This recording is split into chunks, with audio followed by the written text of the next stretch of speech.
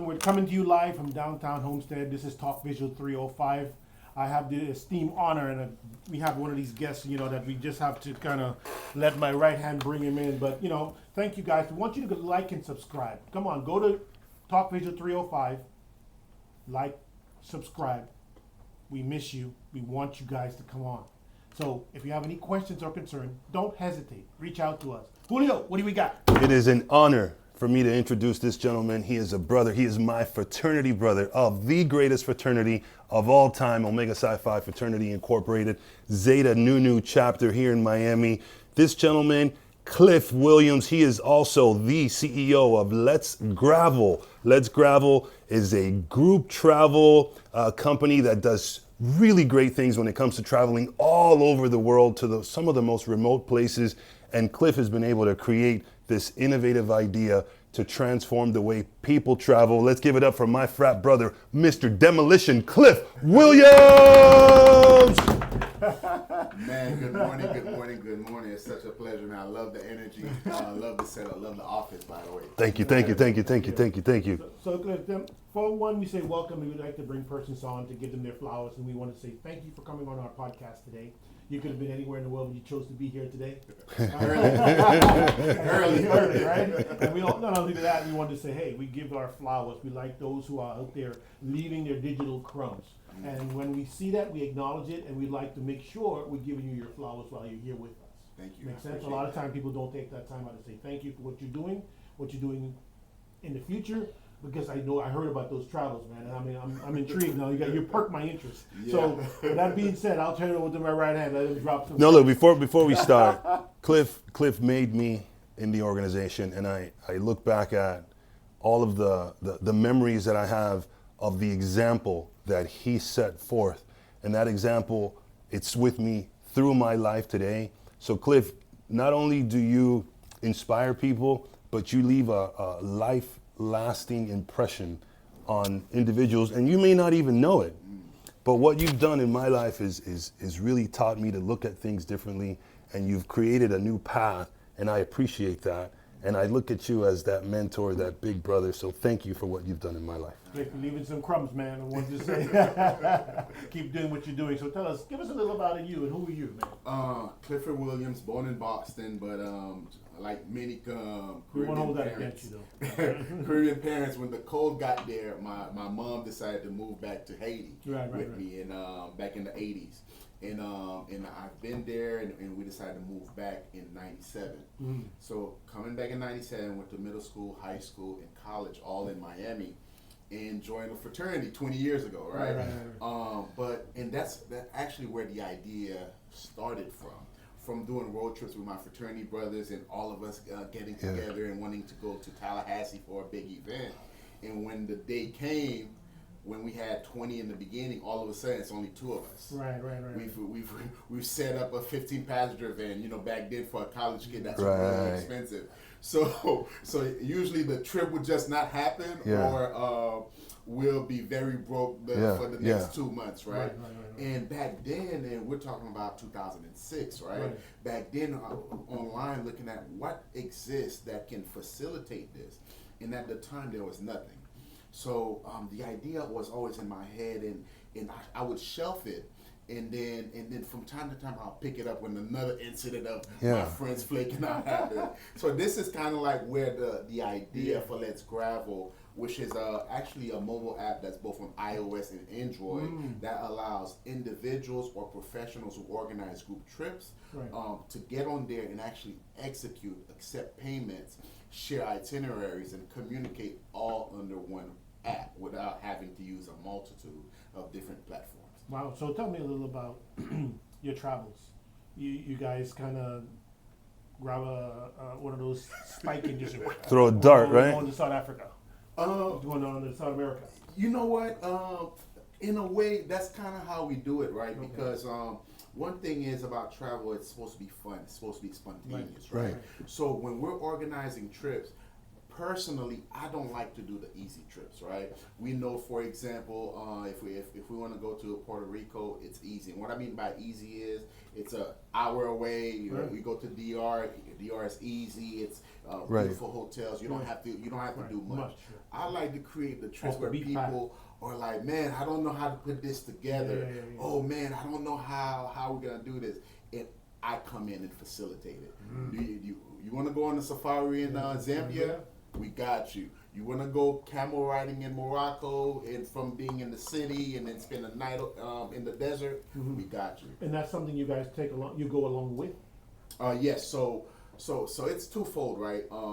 In order to create this app, I had to create a company, a group travel company. That over the years we've built it into a $1.5 million a year company, and so I recommend people to get into this industry. There's a lot of money there. Yeah.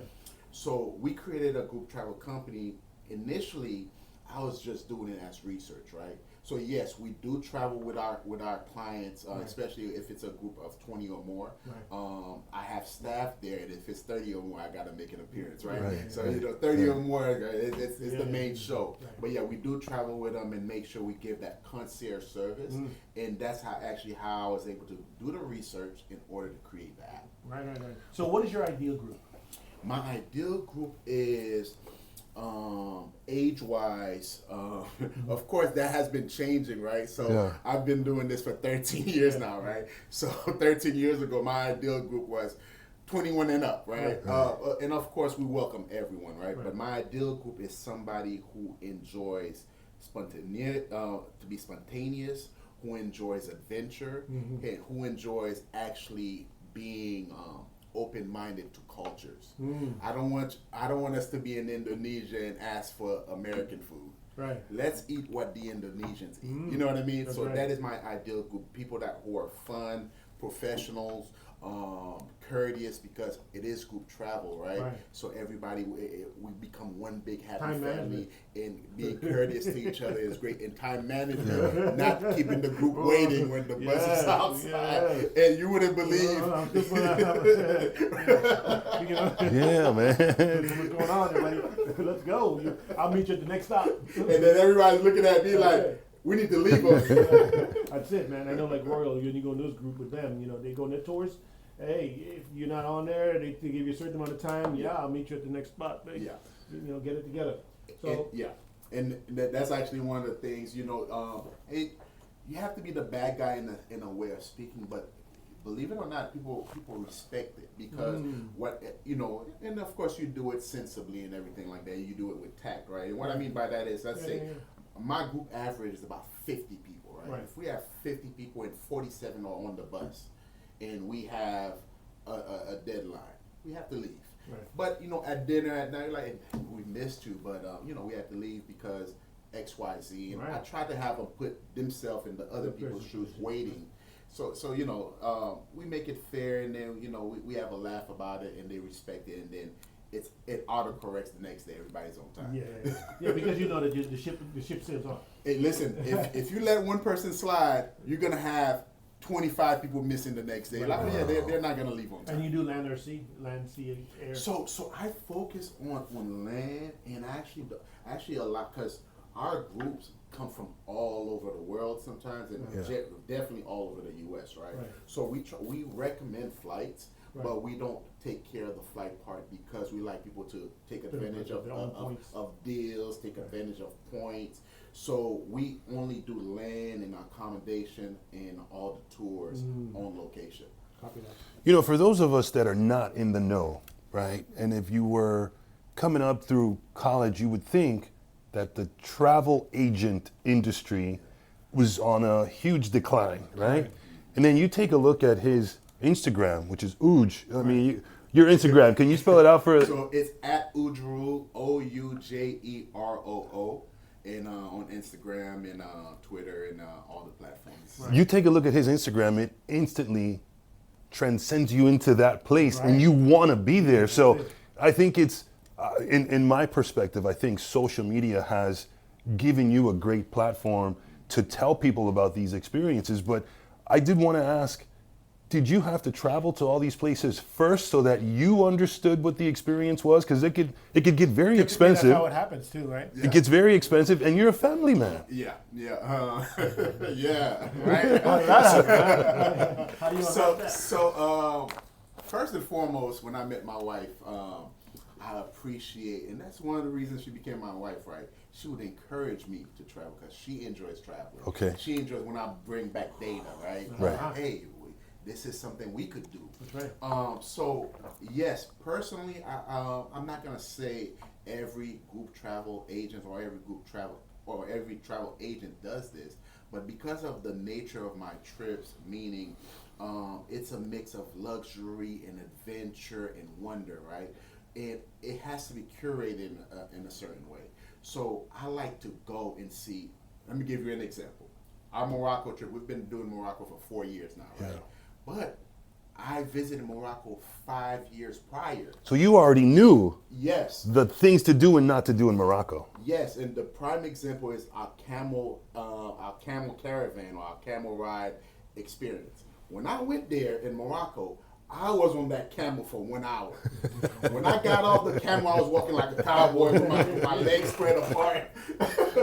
So, and my trips are mainly women, right? So, and I'm like, yeah, my ladies They're not are gonna- not gonna like they're this. not gonna We like need to that. be on this camel for 15 minutes Max. That's right. And guess what? You're There's just a, halfway. yeah, there's a video of me on my page where I'm like on a camel leading it, and there's like 60 people behind me, and we're having a great time. But little do people know, we was on there for 15 minutes, and people were like, "Wow, amazing!" And I knew they were not gonna like this hour ride. Do you do the dunes and all that stuff too? I mean, Absolutely, it's all part of the checkpoint packages that you have. It says, listen, while we're in this country, we're doing this, this, this, and this.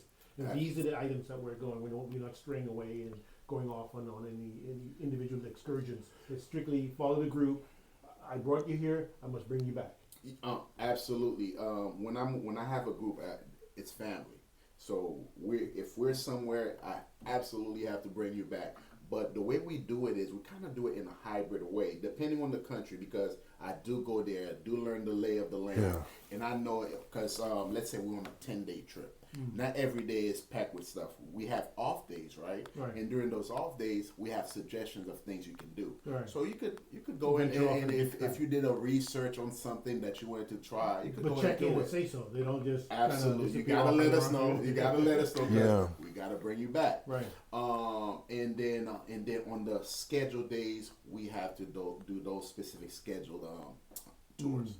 Have you run into any scenarios where it was difficult to have a tour in any of the countries? Like we went to Vatican, and getting into the Vatican City, the line is around the corner, wrap up the street, because you're going into another country in a country. You know, No, he's the Q's. They're gonna let him right in. You know what? I can see how it could happen had I not visited, had I not built rapport, had I not made relationships. So and that's the premise, right? I think the reason why it seems like the travel agency sector is going down, what I will say is lazy travel agencies going down.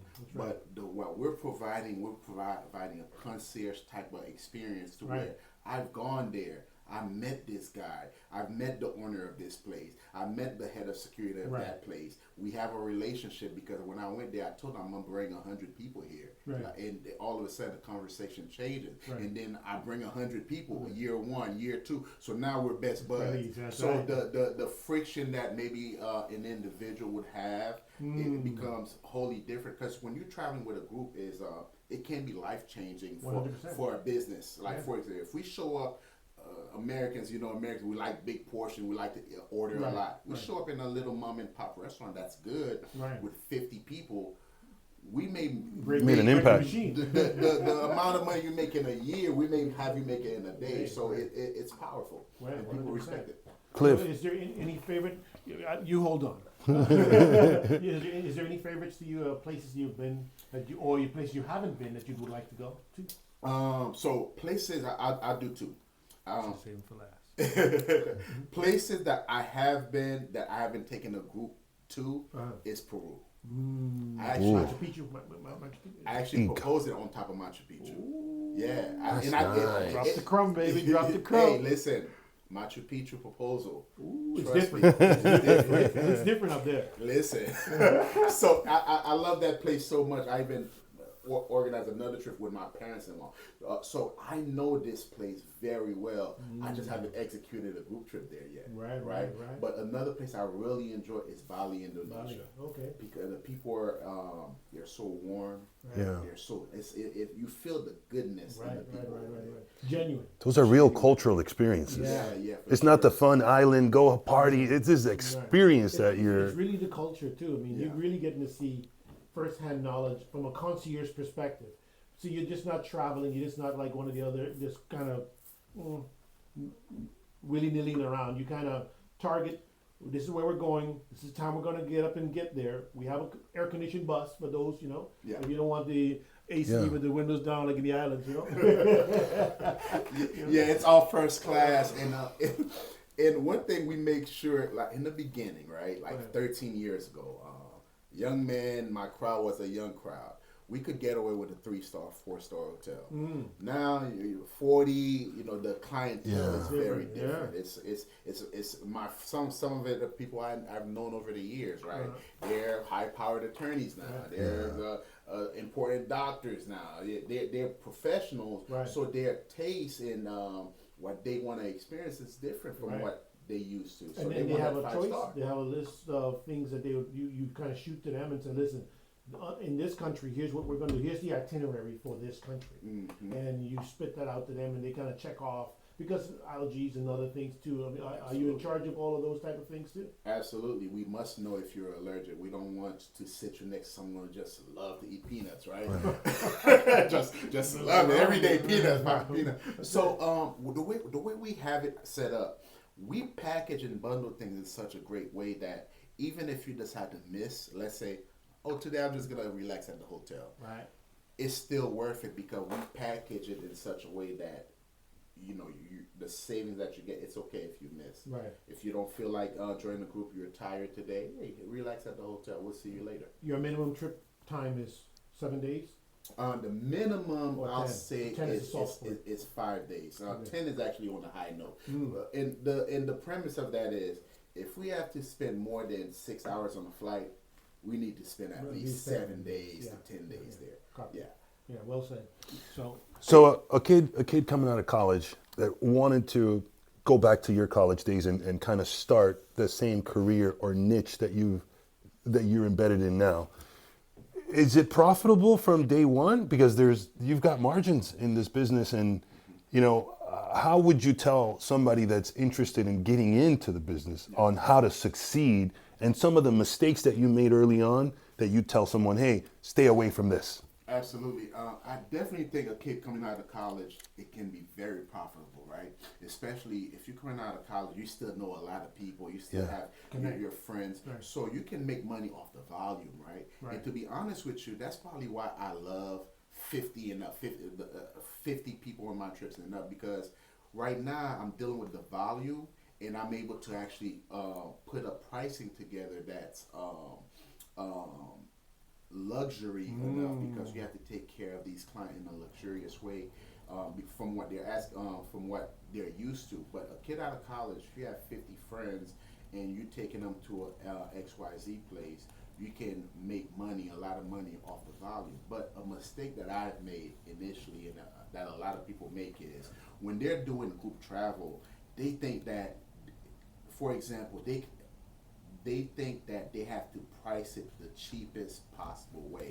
Right. And what happens is they end up shooting themselves on the foot, because they might run into unexpected expenses. Those are always there. Yeah, that's not what sells. What's going to sell the trip is not necessarily the price. Yeah, the price is initially going to get it, but with Let's Gravel, you'll allow people to make a payment plan. Right. So it breaks the payment down anyways for you. So what you want to focus on is making sure that you can charge a price where you can deliver on what you're promising. Because if you charge too little and then all of a sudden you can't afford this because you didn't calculate it properly, you can run into a problem. But I mentor people all the time, free of charge. They hit me up on Instagram. Hey, I'm trying to do this. All right, let's get on the call. So you've built a foundation where a lot of word of mouth spreads quickly, right? And people just gravitate towards, Let's Gravel. But when you are doing the trip, are you asking people to provide reviews, and where do they do them? Is it on Google, Yelp? Is it on Instagram, Facebook, TikTok? Yeah, so absolutely. We're asking them to provide reviews on Google Review because that's when people are searching, that's the #1 place that they find. But we're also conducting surveys. We send surveys out to make sure that we can be better next time. Yeah. Another mistake, just to kind of add that on, I remember the first time we did Bali 12 years ago, right? We did everything Bali had to offer. Yeah. Everything Bali had. When I got back home, I had a crick in my neck. I had like a neck pain because we just did too much, right? But we did a survey, and the people say, "Hey, we did too much." Well, okay, let's. But what an experience! Scale it back. It was a hell of an experience, but we was through the survey we were able to scale back and actually allow people to actually tell us and dictate what would be best. How to tweak it. Yeah. So you found their formula. You got the rest rest perfect. I also wanted to ask, how do you deal with Karens? You know, these women that are just, hey, we're not doing that. You know, to tone it down a little bit. We're going to do what we are here to do. How do you deal with? You know, my staff, I call them admins, right, administrators. And when I train them, I have to tell them, listen, you have to become like a drone, like a robot. When people are just negative or when people just have a bad attitude. And keep in mind, we don't get that a lot, but from time to time you get somebody who might be bipolar, unfortunately, and I've had that happen once. And the trick is to be like a drone. Whatever they're saying, whatever energy they're there, you be calm, cool, and collected, and be on, no matter what, be on their side. I'm not saying the customer is always right, because in the travel business, the customer cannot be always right. But you got to be on their side to have them understand, hey, the issue that you're dealing with, I don't want you to deal with that issue. So let's tackle it together. And sometimes it's a non-issue, right? Sometimes it's, man, and that's the reason why I joked about the American food. One time someone was upset that there was an American food. You know, we was in a rice field in Indonesia. Yeah, I'm sorry. Listen, I'm gonna make you a burger myself. You know, so give me a minute. I get a fresh guy. Because you don't want that bad apple to ruin the trip for everybody, but it doesn't happen often. It doesn't happen often, and I have some instances where I've had to put people on timeout. You go sit over there for a minute. And what I mean by that is, and it fixed the problem, thank God. And what I mean by that is, we have a bus that everybody is in. It cost me a little bit more, but what I did was I hired a separate special card for you. I said, hey, today you don't have a choice, but you're gonna get VIP treatment today. Yeah. You gotta put a word in a certain way. You can't be with the group today, but you're gonna have this car all to yourself. You're gonna have your personal driver. You're gonna do all the tours, but you're not gonna be with the group today. And then tonight we're gonna talk over dinner and see what happens. And then that night, you know what, Uj, I'm sorry. You know, you're right. I got a chance to decompress. I'm sorry. It won't happen again. Well, you handled it in the most professional manner. That's all you know, you neutralized the situation, and you were able to get a better experience out of it. And I guarantee you closed the gap. It did, and she was like, I wasn't expecting you to do that, and I did feel like I was in timeout, but you called it VIP. In my head, I'm like, yeah, you was in timeout, and then but it worked out. She just appreciated the fact that I didn't just kind of throw her on the wayside.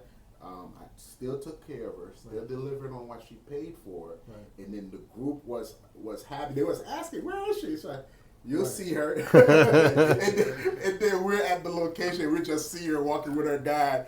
It's like, and then she did like that, but she appreciated it. And the next day we all got together. Needed to happen. Yeah, but you know, well said. You pivoted. You know, you took care of the situation. It sounds like the best job in the world, man. Man, you get to travel. Doesn't seem like a job. It is, man. And it's the best job in the world. As long as you're delivering, right? Yeah. Keep in mind, this is a big ticket item type of business, meaning the average cost of a trip is $1,500, right? Yeah. So when people get there, they're expecting an experience. They're expecting the experience that you said you're going to give them. So as long as you can do that, it's the best job ever. But when you don't have the experience to be able to deliver, it can turn into something else. Before I forget this, I have a certain time of the year is our winter, their summer. Mm-hmm. Is there any particular part of the world you're going to on because of the the time, not only the time differences, but hey, it's cold now in South America. I'm going to be heading north. Yeah. We're going to be east, west, north, or south. Is that one of those scenarios? Absolutely. This is actually one of the ways I actually set up my trips, right? For example, people love Santorini, people love Greece, but you don't want to be in Santorini at the busiest time, right? You want to be there October, November, when it's not too busy and the weather's still great, but you're not running into large crowds of people. So so we do the research, of course, see when the best times to go from the temperature standpoint, from an experience standpoint, and so we make sure we do that. Japan. I'm going in October. My son is going next month, and we were all going, but then we had to make some changes, and so he said I'm still going. I like him. y'all can postpone this, but this ship is sailed, packed and delivered. Okay. Are you the Airbnb type of guy, or you the hotel type of guy? So, with a group, I've become the hotel type of guy over the years, right? Yeah. Back when I was younger, we're doing Airbnb. We could swing it. My last time I used an Airbnb, and I'm gonna touch on Japan, right? I'm gonna give you a few pointers in case you guys didn't do that. Especially if he's trying to do the Mario Kart. He went to AAA and got excellent. ID. So that's people usually forget that. Do that. You guys are on the money. We're deep in it. You're gonna do the sumo wrestling. You're gonna do all that stuff. You're gonna get the bullet train from one city to the next. Yeah. I love that. But Costa Rica 2019, huge mention. 40 people with me. Yeah. Bathroom gets clogged. Ooh. Bathroom gets clogged for like 32 hours, right? And 32 hours. Yeah. So in my mind, I was like, you know what? I'm not doing Airbnbs anymore because I can't risk my company's reputation, because of something you can't control. Of plumbing. Something you can't control. At a hotel, they'll move us rooms, so that's what. Only 5-star hotels from this point on. Amen. And because the hotel should be the easiest thing. So we would like to bring you back on our podcast and create a relationship with you, because we're our audience and leaving crumbs for the next generation. We want to make sure that those audience out there work hard, play hard. Absolutely. A lot of times, work to, live to work or work to live. I mean, he said something very interesting, that for those people out there interested in getting into this business, he mentors people. He just kind of gives them the crumbs, and he says, hey, listen, don't make the same mistakes I've made. And obviously he's having a wonderful time doing it, 100%. And he's, providing for his family while he's doing that. So it's a win-win for you and your family. And I haven't even mentioned all of the other stuff that he does for the frat. That's a whole nother conversation. You're gonna put a pin in that, only because we want to give him his full time span here. Yeah. And we'll be doing an injustice to you right now to kind of try to pull the plug, because we're pressed. But most importantly, we drop a crumb for those who are out there that are interested in the cruise, interested in the travel, world travel, concierge style travel. Let's gravel. Professional method. Reach out. Let's gravel. So if you'd like to give your information to our audience. For sure. Connect with me on Instagram on Let's Gravel app. And my personal Instagram is Ujeroo, Oujeroo. Let's Gravel is LetsGravel app, APP. And gravel actually is a play on of group travel. Boom, I thought it was a food. Sounds good. We're hungry. Very good, man. So thank you for coming on, giving us the opportunity. Wishing you continued success, my brother. For sure. I'm excited about coming back for another series. Too, man.